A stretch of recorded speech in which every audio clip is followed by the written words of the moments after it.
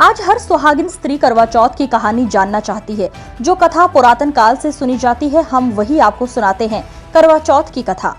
एक बार की बात है, एक साहूकार के 7 बेटे और एक बेटी थी। बेटी का विवाह हो चुका था। बेटी अपने मायके में आई हुई थी। बेटी का नाम करवा था। सातों भाई अपनी इस इकलौती करवा बहन को बहुत गहरा प्रेम करते थे, अपनी बहन का पूरा ध्यान रखते थे। जब करवा मायके में आई हुई थी तो एक दिन शाम को सभी भोजन करने के लिए बैठे। कार्तिक मास कृष्ण पक्ष की चतुर्थी तिथि थी। अतः घर में साहूकार की सभी बहुओं ने और साहूकार की बेटी करवा ने चतुर्थी चौथ का व्रत रखा हुआ था। जब साहूकार के सभी बेटे भोजन के लिए बैठे तो उन्होंने अपनी बहन को भोजन करने के लिए कहा। भाइयों का भोजन करने के लिए बुलाने पर बहन ने कहा, भाई अभी चांद नहीं आया है, जब चांद आ जाएगा तब मैं चांद को अर्घ्य देकर व्रत पूरा करके ही भोजन करूंगी।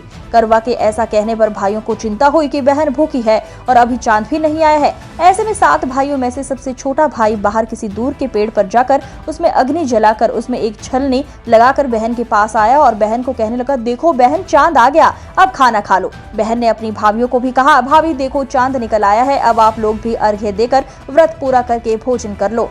भाभियों ने ननद करवा की बात सुनकर कहा, ननद ये चांद तुम्हारा आया है, हमारा नहीं। ऐसा कहने के बाद ये करवा अकेले ही भोजन करने के लिए बैठ जाती है और जैसे ही भोजन का पहला ग्रास अपने मुंह में लेती है तो उसे छींक आ जाती है। दूसरा ग्रास मुंह में लेती है तो उसमें बाल निकल आता है। इसके बाद जैसे ही भोजन का तीसरा ग्रास मुंह में लेती है तो उसी समय उसके ससुराल से न्योता आता है कि उसके पति का स्वास्थ्य बहुत खराब है, वो शीघ्र पति को देखने ससुराल आ जाए।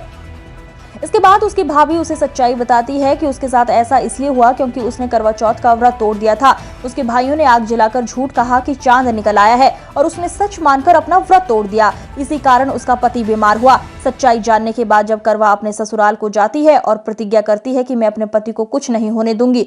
दुर्भाग्यवश जब करवा अपने ससुराल पहुंचती है तो उसका पति प्राण छोड़ चुका होता है। पति के प्राण चले जाने पर करवा अपने दुख को सहन नहीं कर पाती और सभी से कहती है कि मैं अपने पति का अंतिम संस्कार नहीं होने दूंगी, मैं अपने पति से दूर नहीं रह सकती, मैं एक पतिव्रता और सतीत्व की शक्ति से अपने पति के प्राणों को वापस लाऊंगी। करवा की इन बातों को सुनकर सब उसे पागल पागल कहने लगते हैं और वो करवा के पति को शमशान में अंतिम संस्कार के लिए ले जाने लगते हैं।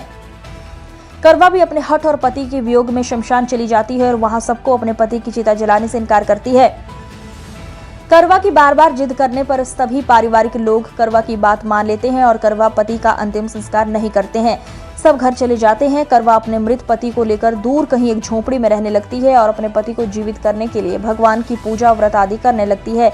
1 साल बीत जाता है। करवा उसी दिन का इंतजार करती है जब उसने मायके में चतुर्थी का व्रत तोड़ा था। 1 वर्ष बीतने के बाद जब फिर से वही कार्तिक मास की चौथ चतुर्थी का दिन आता है तो करवा अपने पति के प्राणों के लिए निर्जला करवा चौथ का व्रत रखती है। करवा अपने पति को पुनर्जीवित करने के लिए मां जगदम्बा से प्रार्थना करती है कि मेरे पति के प्राणों को वापस लाया जाए, मुझे मेरा सुहाग वापस लौटाएं। जब करवा का ये व्रत पूरा होने को रहता है तो उसके व्रत से मां प्रसन्न हो जाती है और उसे कहती है कि यदि तुम अपने पति के प्राणों को वापस पाना चाहती हो तो अपनी सबसे छोटी भाभी के पास जाओ, वही तुम्हारे पति के प्राणों को वापस ला सकती है। क्योंकि करवा का व्रत तोड़ने का कारण उसका सबसे छोटा भाई ही था। उसी ने पेड़ पर अग्नि जलाकर बहन को झूठ कहा था कि चांद आ गया है।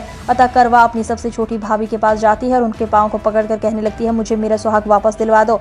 बार बार कहने से करवा की भाभी अपनी छोटी अंगुली को चीरकर उससे रक्त अमृत निकालती है और करवा के पति के मुंह में डालती है। ऐसा करने पर करवा का पति जय गणेश जय गौरी जय गणेश जय गौरी कहता हुआ पुनर्जीवित हो जाता है।